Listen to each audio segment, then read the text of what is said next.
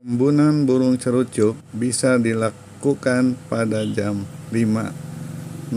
sampai jam 6 pagi, atau juga boleh dari jam 5.30 sampai jam 6 pagi,